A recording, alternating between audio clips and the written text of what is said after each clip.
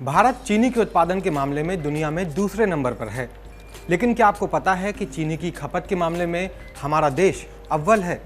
यानी दुनिया में सबसे ज़्यादा चीनी हम ही खाते हैं। और हो भी क्यों ना, हमें मीठा इतना पसंद जो है।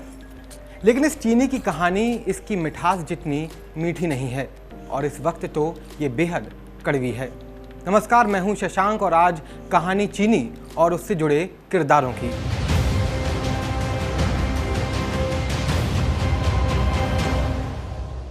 चीनी के किरदार इससे जुड़े लोग हैं और इसमें सबसे अहम है गन्ना उगाने वाले किसान। जब हम चीनी खाने के मामले में दुनिया में नंबर 1 हैं, तो नियम तो यही कहता है कि इसे बनाने के काम और धंधे में लगे लोगों की चांदी ही चांदी होगी। जिस गन्ने से चीनी बनती है उसे उगाने वाले किसान तो मालामाल होंगे, लेकिन ऐसा नहीं है। बल्कि गन्ना किसान इस वक्त एक एक पैसे के लिए मोहताज हैं। देश में गन्ना उगाने वाले सबसे ज़्यादा किसान उत्तर प्रदेश में हैं। भारत का करीब 47% गन्ना यहीं पैदा होता है और परेशानियां भी यहीं सबसे ज़्यादा हैं। तो सीधे बात उत्तर प्रदेश के गन्ना किसानों की। लॉकडाउन की वजह से किसानों को गन्ना चीनी मिलों तक पहुंचाने में कई दिक्कतें आ रही हैं, लेकिन ये सबसे बड़ी दिक्कत नहीं है। बड़ी दिक्कत है जो गन्ना बेच दिया गया है उसका भुगतान ना मिलने की। यहाँ किसानों का 12,000 करोड़ से ज़्यादा रुपया चीनी मिलों पर बकाया हो गया है।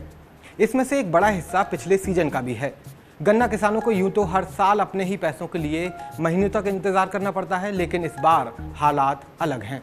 वैसे तो किसान चीनी मिलों को ही अपना गन्ना बेचते हैं, लेकिन सामान्य हालात में कुछ गन्ना गुड़ बनाने वाले कोल्हू को भी बेच दिया जाता है, जहां से कम लेकिन तत्काल भुगतान मिल जाता था।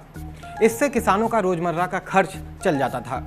लेकिन लॉकडाउन में ये कोल्हू बंद पड़े हैं, लिहाजा किसानों के पास चीनी मिल ही पहला और आखिरी विकल्प बची हैं। लेकिन यहाँ से भी किसानों को भुगतान नहीं हो पा रहा है, जिसकी गवाही बढ़ता बकाया दे रहा है। लॉकडाउन में मिठाई की दुकानें, होटल, शादी विवाह जैसे कार्यक्रम बंद होने से चीनी की बिक्री में भारी गिरावट आई है। इसके साथ ही चीनी के अलावा गन्ने से बनने वाले एथनॉल, कागज़, सिरका, बिजली जैसे और भी उत्पाद जिन्हें बाय प्रोडक्ट कहते हैं, उनकी मांग भी कम हुई है। चीनी मिलों की दलील है कि वे नकदी के संकट से जूझ रहे हैं। चीनी के निर्यात पर भी इस दौरान बुरा असर पड़ा है। इस बार गन्ने की पैदावार भी अच्छी है, लगभग सारा गन्ना चीनी मिलों पर ही आना है। ऐसे में मांग कम बनी रही तो मिलों के सामने सरप्लस चीनी को निपटाने और नकदी जुटाने की चुनौती बेतहाशा बढ़ने वाली है। लेकिन बड़ा सवाल यह है कि उत्तर प्रदेश के करीब 50 लाख गन्ना किसानों के घर का चूल्हा आखिर कैसे जलेगा। लॉकडाउन में पैसों की तंगी से जूझ रहे किसान लगातार सरकार से बकाया भुगतान कराने की मांग कर रहे हैं। ऐसे में उत्तर प्रदेश की सरकार ने एक नायाब तरीका ढूंढा है। उसका दावा है कि ये कदम किसानों और चीनी मिल दोनों के लिए बेहतर साबित होगा। सरकार ने पैसे की बजाय चीनी देने का विकल्प किसानों के सामने रखा है। किसान चाहें तो जून तक हर महीने 1-1 क्विंटल चीनी ले सकते हैं। इस पूरे मामले में एक बड़ा पेंच है। सरकार ने कहा है कि जो किसान चीनी लेंगे उसके दाम में न्यूनतम कीमत के साथ GST भी जुड़ा होगा। किसान चीनी ले जाने का खर्च वगैरह भी खुद करेंगे। किसान इस बात से हैरान है कि ये फैसला आखिर उनकी मदद कैसे करेगा। पहला सवाल तो यह है कि एक महीने में 1 क्विंटल चीनी का किसान आखिर करेंगे क्या? खाएंगे या बेचेंगे? खा तो सकते नहीं, और जब चीनी मिले ही चीनी बेच नहीं पा रही तो किसान आखिर कैसे और कहां बेचेंगे? ज़्यादातर किसानों ने इस योजना को खारिज कर दिया है, यानी किसान पैसे के बदले चीनी पर राजी नहीं हैं। सरकार ने चीनी की खुदरा कीमत और मिल से मिलने वाली कीमत के अंतर का गुणा भाग लगाते हुए किसानों को फायदा गिना दिया, लेकिन वो ये भूल गई कि क्विंटल के तादाद में जब कुछ खरीदा जाता है तो कीमत किलो के भाव पर तय नहीं होती। आखिर थोक कीमत नाम की भी तो कोई चीज़ होती है। चीनी मिल भी तो गन्ना थोक के भाव पर ही खरीदती है, ना कि बाजार में मिलने वाले एक गन्ने की कीमत पर। इस योजना पर और गौर करते हैं। बाकी सभी समस्याओं को भूलते हुए ये मान लेते हैं कि कोई किसान चीनी के लिए राजी भी हो जाए तो क्या उसे फायदा होगा। मान लीजिए एक किसान है रामकिशन, जिन्होंने 10,000 रुपए का गन्ना चीनी मिल को बेचा और वो 3 महीने तक उसके भुगतान के बराबर चीनी लेने के लिए राजी हो जाएं। ऐसे में क्या ये मान लिया जाए कि इस किसान को पूरा भुगतान हो गया? ऐसा नहीं होगा। इसकी सबसे बड़ी वजह है GST, जिसे हम 5% मान लेते हैं।